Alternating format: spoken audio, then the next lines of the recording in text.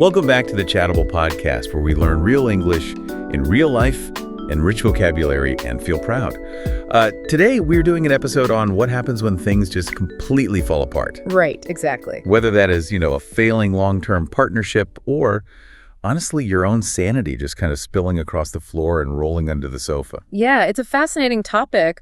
We are looking at this visceral, violently physical imagery that English uses to describe our most invisible psychological breaking points. Right, because language is incredibly resourceful like that. It really is, yeah. I mean, we rely on these highly visual idioms because they put words to emotional states that are, well, almost impossible to articulate otherwise. Exactly.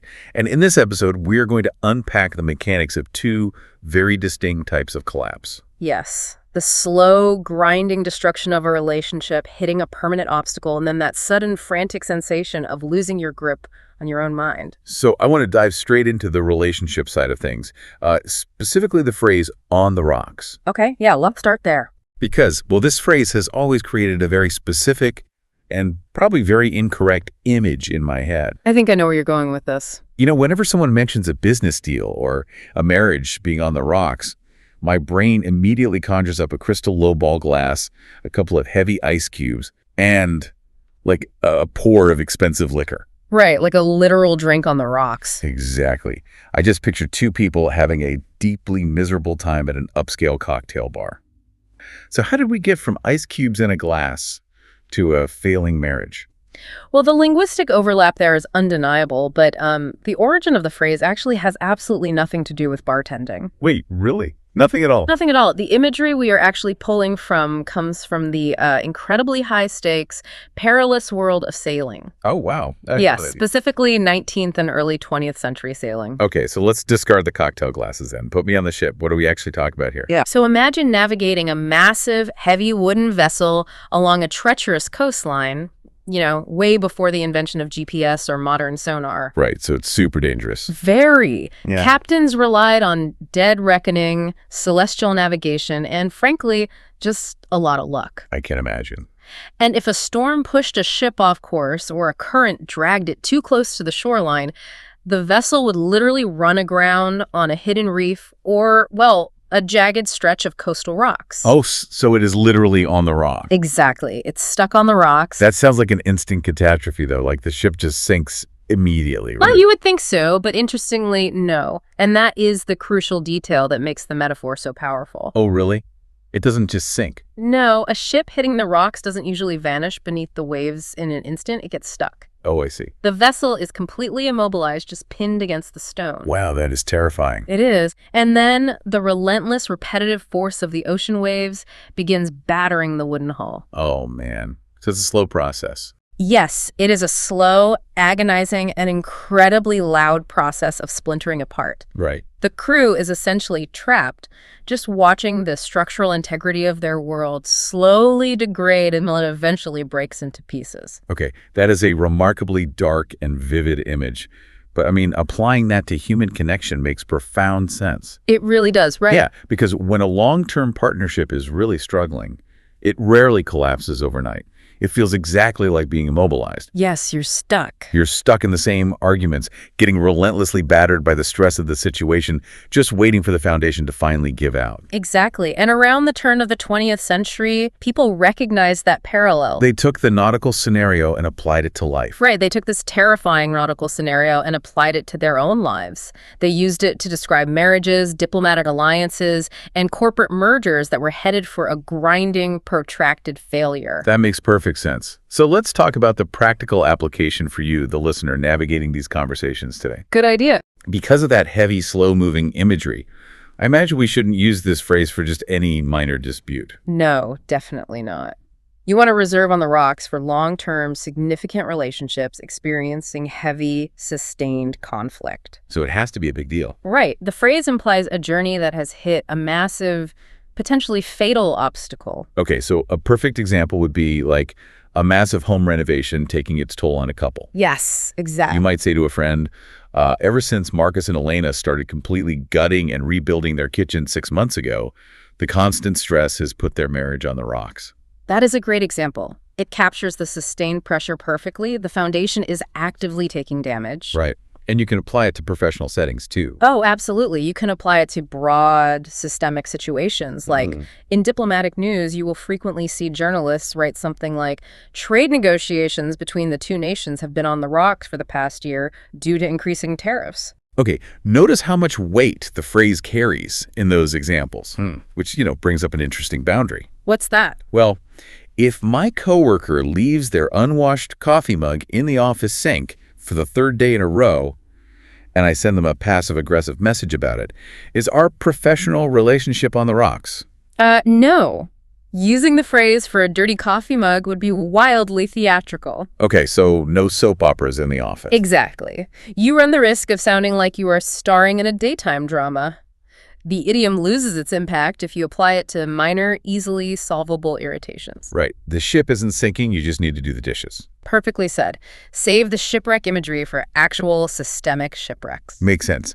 But I do want to circle back to the beverage confusion we mentioned earlier. Oh, right, the cocktails. Yeah, because while it is a funny mental image, I can see it causing genuine communication breakdowns in a professional environment. It absolutely can. Context dictates everything with this idiom. Right, because if you say it wrong, it sounds crazy. Yeah, because on the rocks is universally understood in hospitality to mean a drink served over ice, right? So applying it to an event rather than a relationship creates an absurd picture. I can imagine.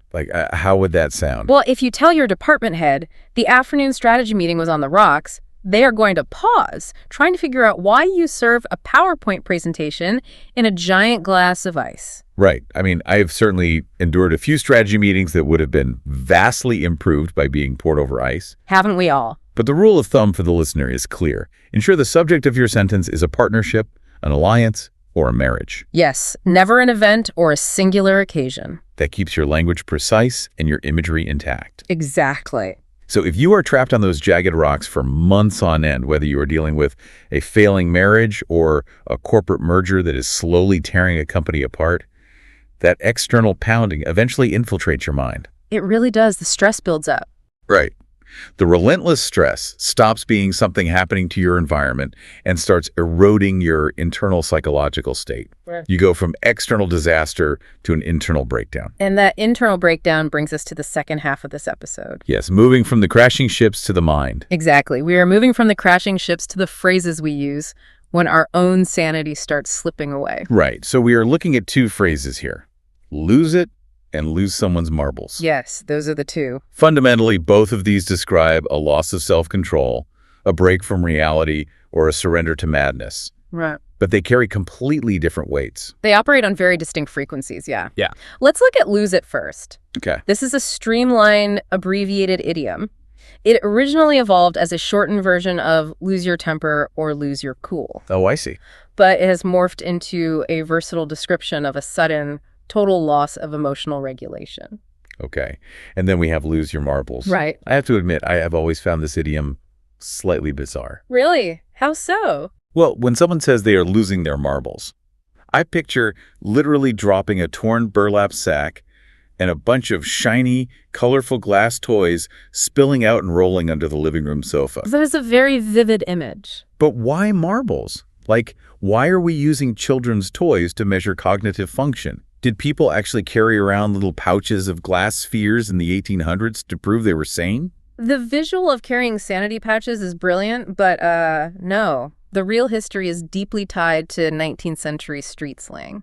Okay, street slang. Tell me more. Well, think about the game of marbles. It requires focus, precision, and the ability to gather and keep track of your pieces. Right, you have to be paying close attention. Exactly. So over time, the word marbles became colloquial slang for your wits, your common sense, or your mental faculties. And I get it. So the brain is essentially acting as a container. Yes, exactly. Your faculties are individual, discrete objects held together by your willpower. That is the exact metaphor.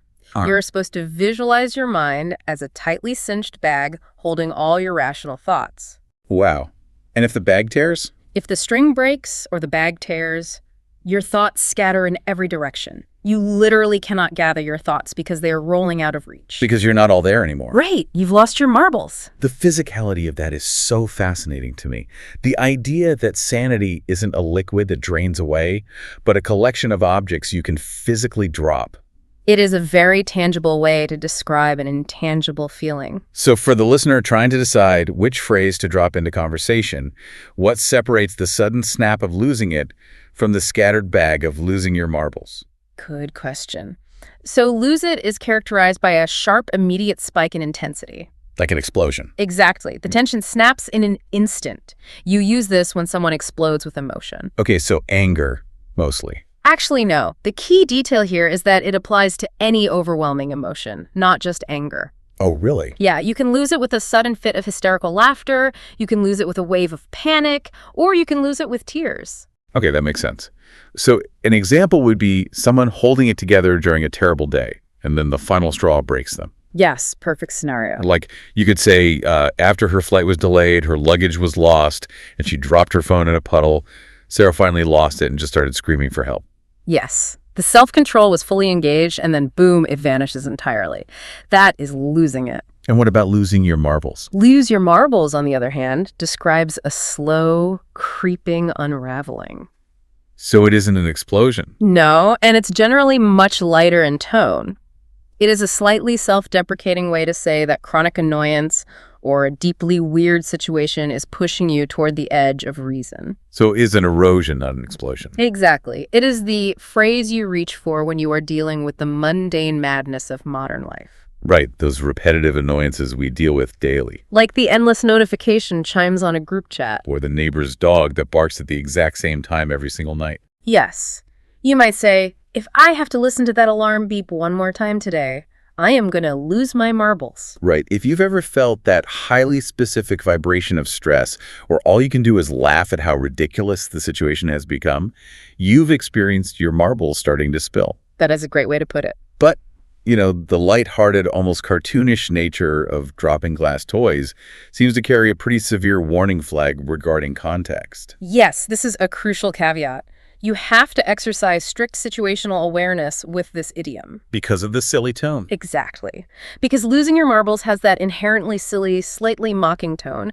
You must never use it to describe someone dealing with genuine clinical mental health issues. Right. Or cognitive decline. Yes, or conditions like Alzheimer's or dementia. It sounds incredibly insensitive. Applying cartoonish imagery to a devastating medical reality would be incredibly callous. It trivializes a profound human struggle. When we talk about language enriching our lives, part of that enrichment is knowing when an idiom crosses the line from colorful to cruel. That is such an important point. So losing your marbles should remain firmly in the territory of temporary frustrations, stressful work deadlines, and annoying neighbors. Keep the stakes low. Exactly. Keep the stakes low. Mastering the boundaries of these phrases really unlocks a new tier of fluency.